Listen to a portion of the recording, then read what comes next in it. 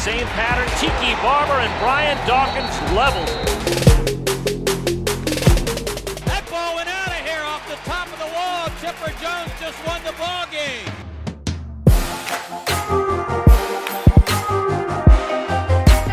We got 30 minutes for the rest of our life. 30 minutes.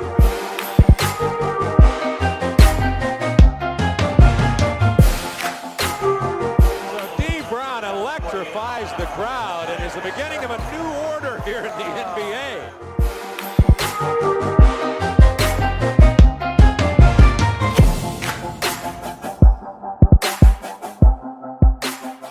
Dan Hicken and Denny Thompson. It's our Hometown Hero podcast presented by Lockett Law, KnowBeforeYouBlow.com, and very pleased to welcome to our first ever Hometown Hero podcast the former head coach of the Jacksonville Jaguars, two-time Super Bowl champion, future Hall of Famer, Tom Coughlin. Coach, how you doing? Doing well. As well as we can. Yeah. You bet. You look good. You know, I remember you had that bike accident, but you're all healed up. You look good. Well, I'm healed, man. I never did get the shoulder looked at. I'm not going to do that either. But, I'm riding down on a Saturday afternoon. It's like 95 degrees. It's beautiful. I'm riding down First Street, and this guy in a racer comes flying by and goes right through the front of my, as I move out, he goes right, no call, left, right, nothing. Right. Oh. So I try to keep it up. Down I went. 4 broken ribs, a punctured lung, stitches here. Man, the whole wow. left side looked like hamburger. You know what I love about Coach Coughlin is he said it's beautiful, and it was 95. I'm staying in until it's about 80. Yeah. You got a long haul then in this, this part. The oven's back on. Yeah. J-Fun Week, always a great time, and I know you're so proud of the organization and everything that you guys have accomplished. Denny, I've always said this about Coach, and he's going to be a Hall of Famer. He's won Super Bowls, but his greatest legacy is the J Fund, and I know what it means to you and to the family. Just talk about another year, and we lost John McGillis. I know. We lost John McGillis, Jay's dad. Jay's dad, yeah. And when I called Pat immediately, Jay's mom, I said, "Well, John and Jay are having a beer together," and that's the way I felt about that. But we are excited to have our Celebrity Golf Classic going May 16 and 17. The response has been good. We've had some things happen here of late that have been really good for us. And we have some guests that we haven't had in the past, which we're very excited about. And it's just going to be nice to pull our J-Fun family together. Yeah. A year ago, because we were virtual, we weren't able to spend time with people.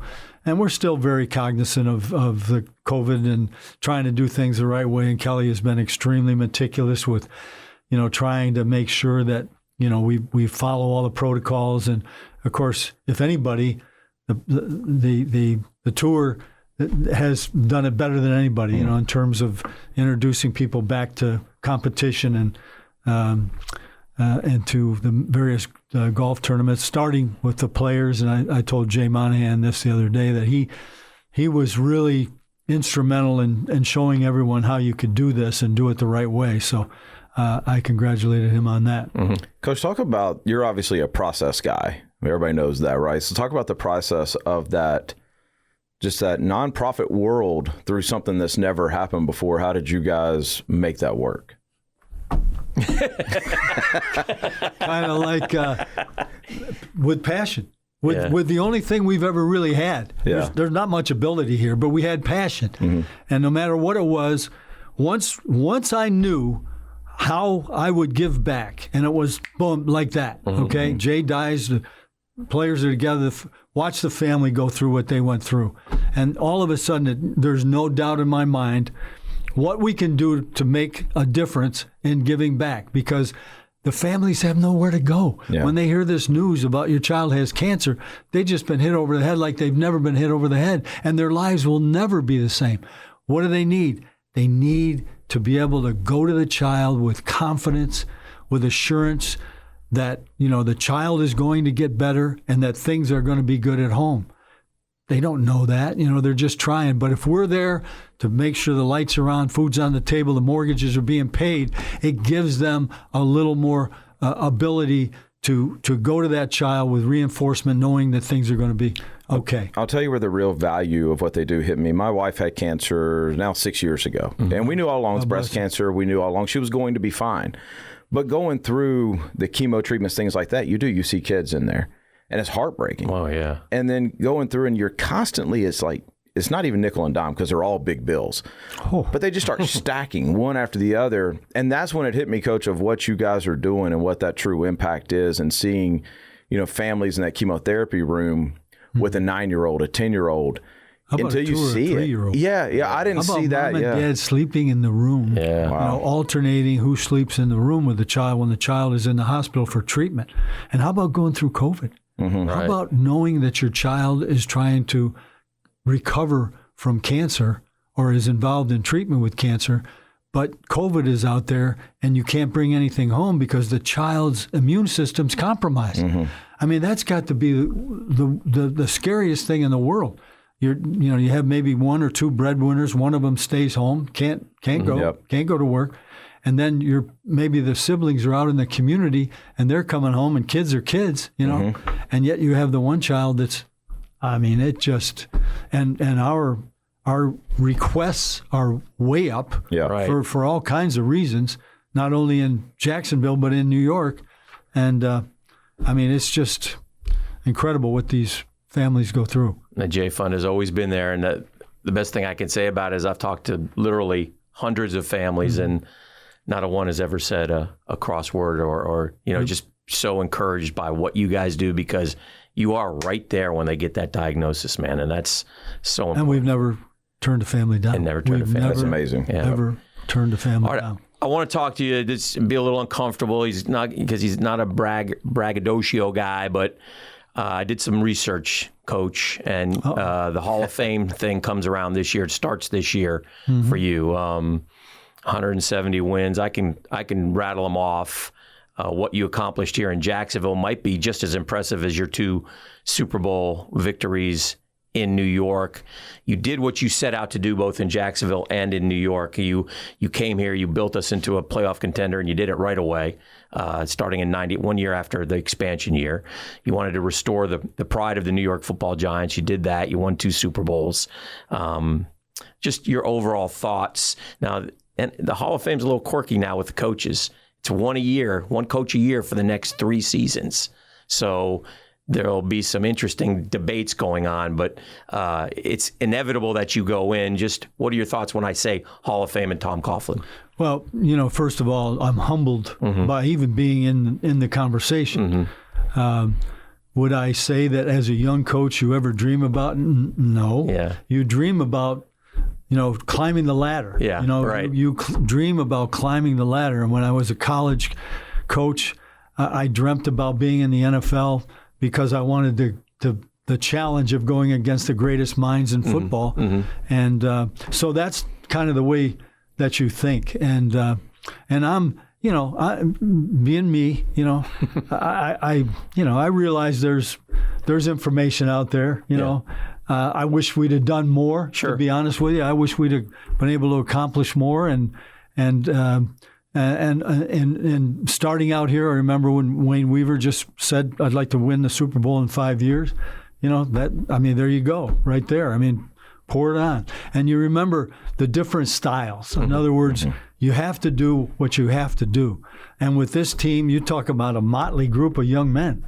They were from all walks of life, and I smile now, and I get a chuckle out of. You remember how the town went wild over the 10 first signed? The original 10. Yep. The original 10. They were street free agents. In town. The town was going. They were like crazy. heroes. Yeah, They were heroes. They were appeared everywhere. We went everywhere with these 10 guys.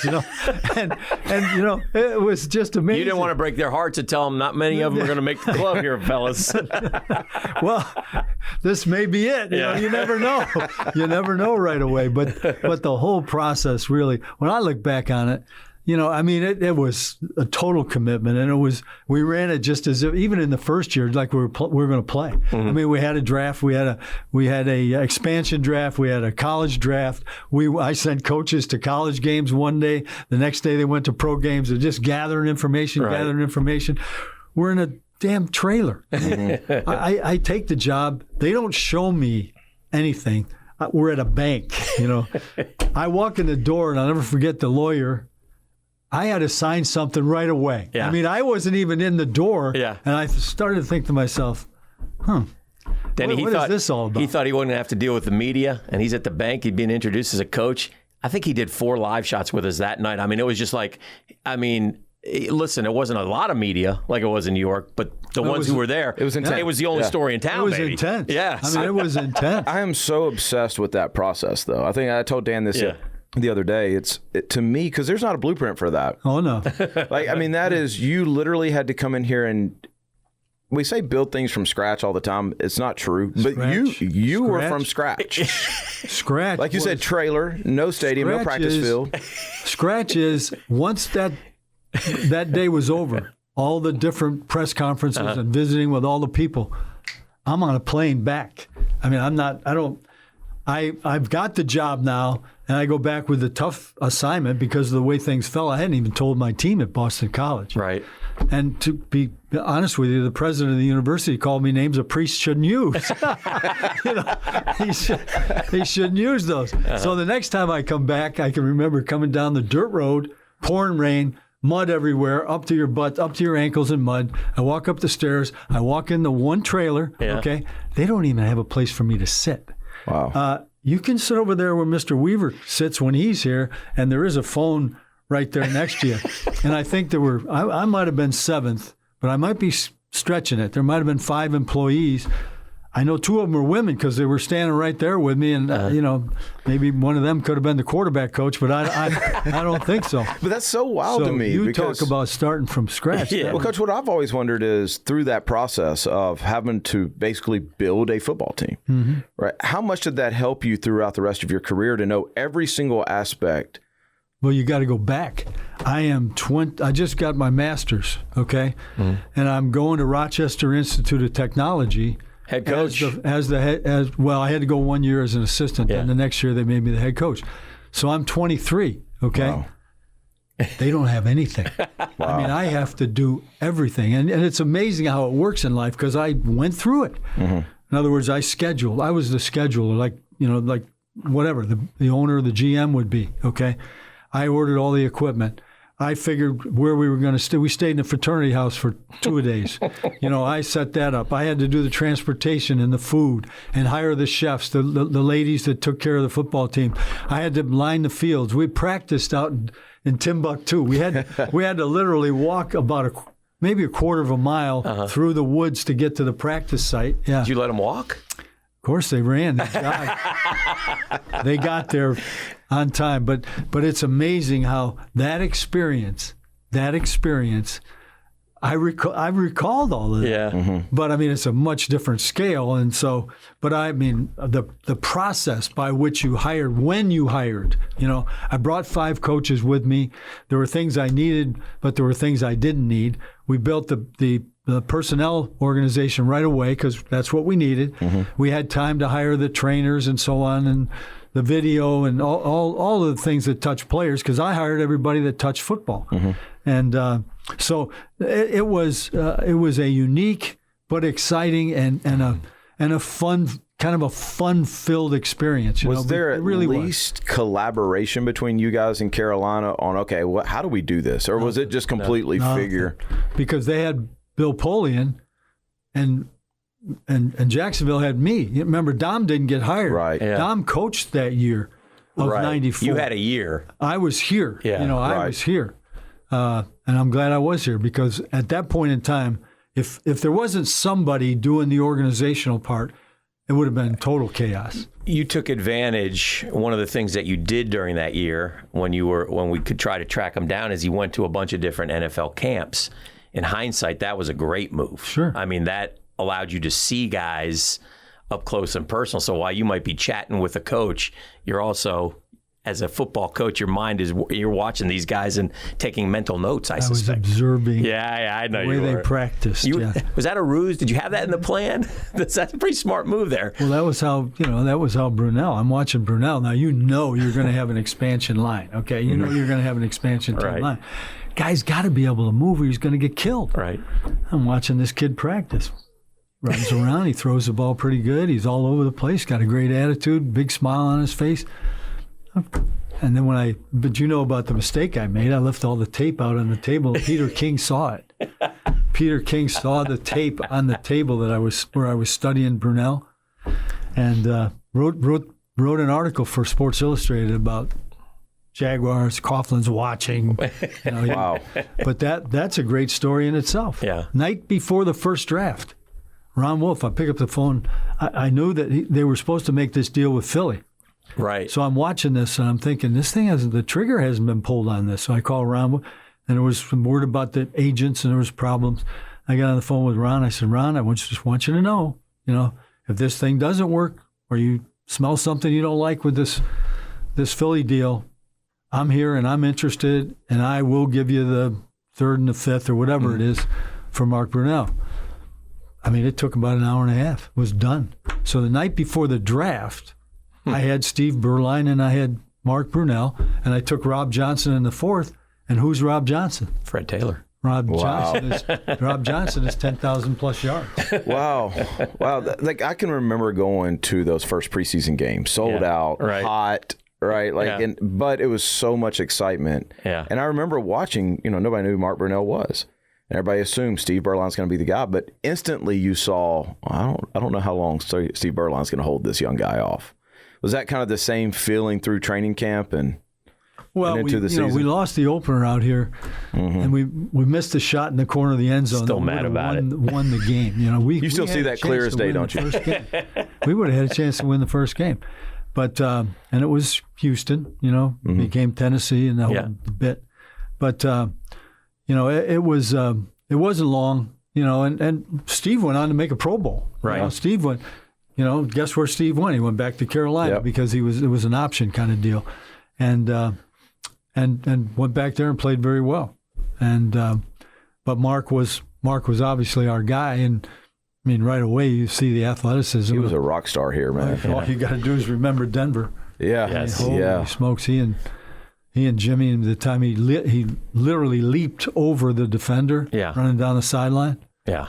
That's good. I'm not sure there's been another player since Mark Brunell who had that level of like rock star in this area.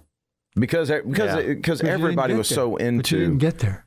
Mark got there. Yeah. At least we played in 2 championship games. Right. Yeah.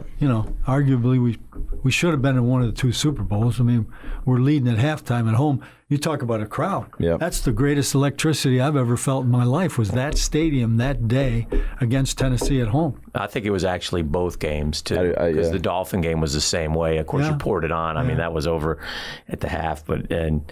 He'll start reciting things from '99. Listen, I've got chills. Right, I'm thinking about those 2 games. I'm just telling you that and I knew, Jimmy Johnson Miami had a tough ball game in Seattle. Really tough win for them. Fly all the way back across country. We're rested. We're not flying anywhere. And then they had to get ready again this week for our team.